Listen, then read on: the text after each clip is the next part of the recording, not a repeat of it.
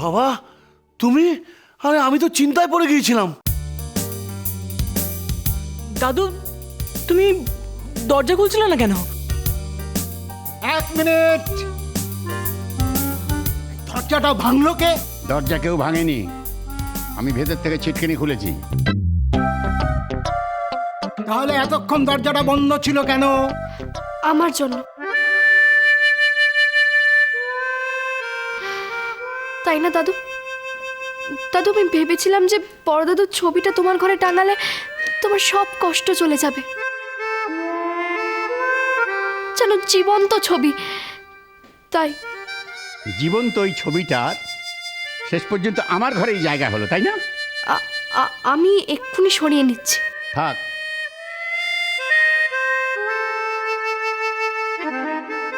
খুব হয়েছে। ওই বুড়ো কি আমাকে ছেড়ে থাকতে পারে?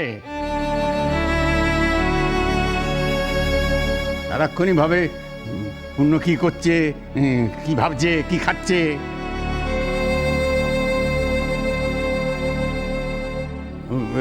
ছবি যেখানে আছে ওখানেই থাক। ওই ছবি সরালে আবার অন্য উৎপাত শুরু হয়ে যাবে। থাক, ছবি যেখানে আছে থাক।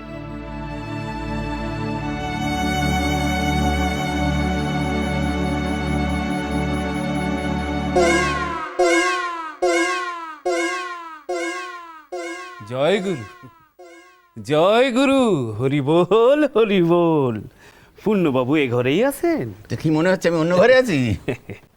আপনাকে বিরক্ত করছি না তো? না না, হরির কৃপায় দু চোখ বুঝে এসেছিল বুঝি?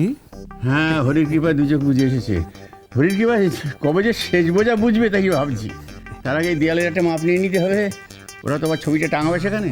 আগে তা তো বটেই, তা তো বটেই। বাহ বাবা বাবা বাবা বাবা, হরিদাস বাবুর ছবিখানাটা তো বেশ বেশ জীবন্ত। কি আর করবেন বলুন, দাদা তো কারো আর চিরকাল থাকে না। থাকে, ওই যে ছবিতে আছে।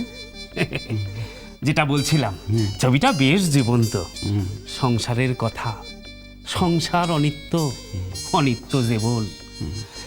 কে কখন থাকে, কে কখন থাকে না। পূর্ণ, এই বক ধার্মিকটাকে বিদেয় কর। অত কথা বলো কেন? হ্যাঁ, যা বলতে হয়েছিলে। হরি বল, হরি বল।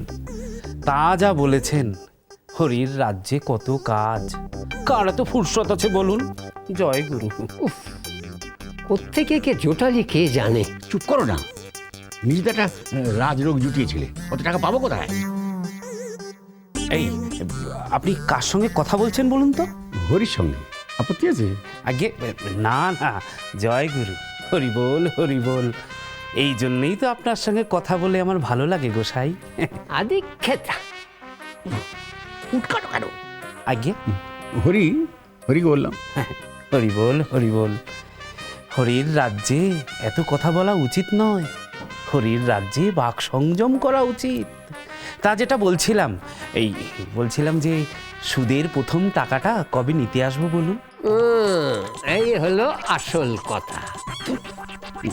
কিন্তু এখনো তো সময় হয়নি শ্রীপতি। হরি বল, হরি বল।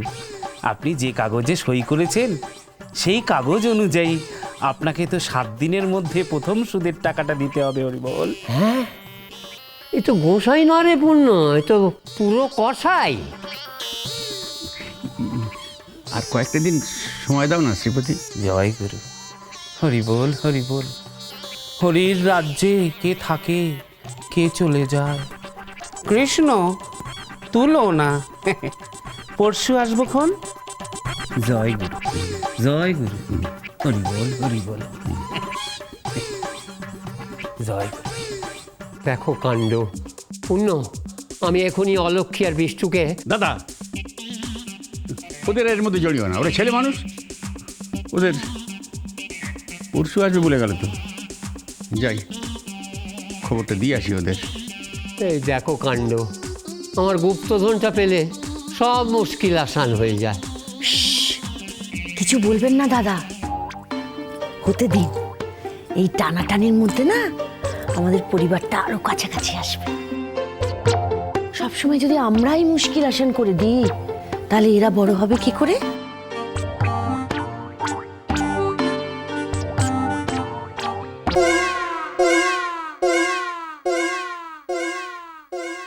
বাবা, বাবা বলছি শ্রীপতি সাপুই কি বলে গেল গো তোমাকে? আচ্ছা উনি এরই মধ্যে এলেন কেন? প্রথম কিস্তির সুদটা দিতে হবে, তার তাগাদা দিতে এসেছিল। উমা কেন এত তাড়াতাড়ি কেন বাবা? এই সবই তো ধার নেওয়া হলো। এরা সব সুদ খোঁজ ছোট বৌমা। 7 দিনের মধ্যে একটা বড় রকম দিতে হবে। সর্বনাশ দাদু, এবার কি হবে?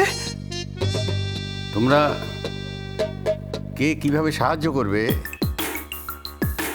সেটা যদি আমাকে বলো তাহলে ভালো হয়।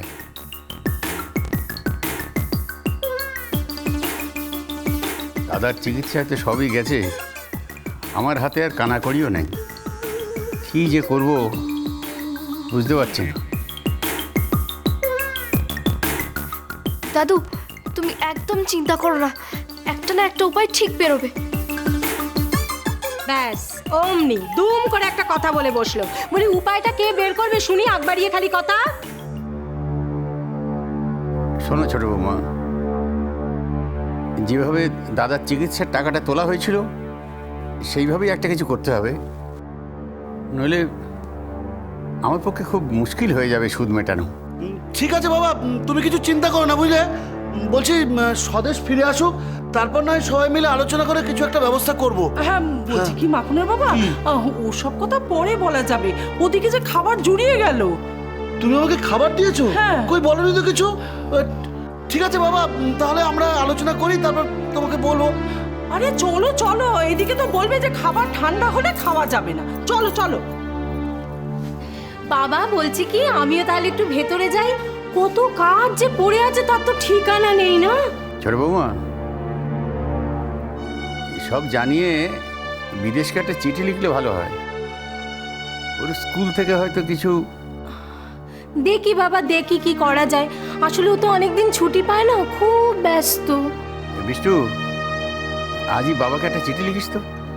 বাবা মানে বলছি কি যে ও তো মানে একেবারে ছেলে মানুষ, যাকে বলে দুধের শিশু, ও কি অত গুছিয়ে গাছিয়ে লিখতে পারবে? কেন পারবো না মা?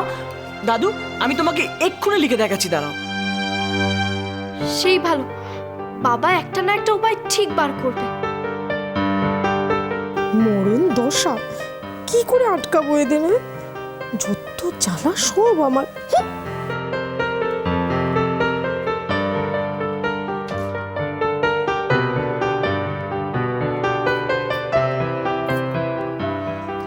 ও মাখনের মা, আরে বললে যে তুমি খাবার ঠান্ডা হয়ে যাচ্ছে, খাবার রেখেছো। কই খাবার কই? এখানে তো কোনো খাবারই নেই।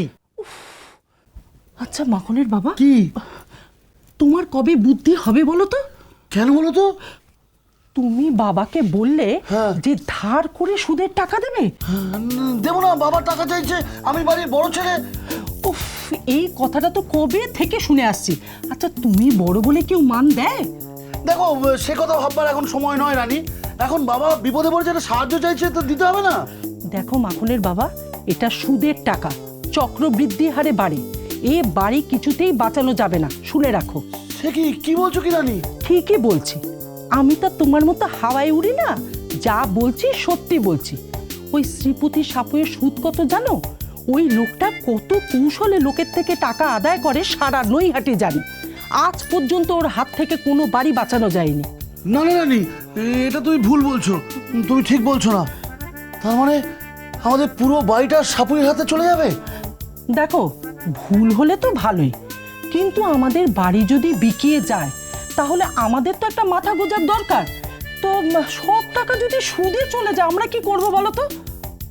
কিন্তু বাবা যে সাহায্য চাইছেন। তোমার সাহায্য করার ক্ষমতা থাকলে তো তুমি সাহায্য করবে। এই যে তোমার জ্যাঠার অসুখ গেল, তুমি তো সাহায্য করেছো, আমি কি তোমাকে বারণ করেছি বলো? কিন্তু সামনে বৌমার এই অবস্থা, তোমার এই কটা টাকাই তো ভরসা, সব দিকটা একটু ভেবে দেখো। তাহলে বাবাকে কি বলবো রানী? আচ্ছা অন্যেরা ভাবুক, ওদের ঘরে তো আর নতুন বাচ্চা আসছে না, একটু ভেবে চিন্তে দেখো।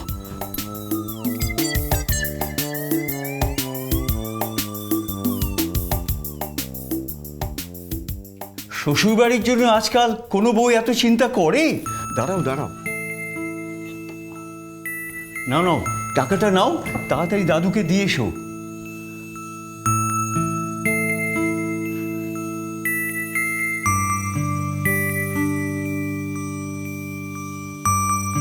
ছোট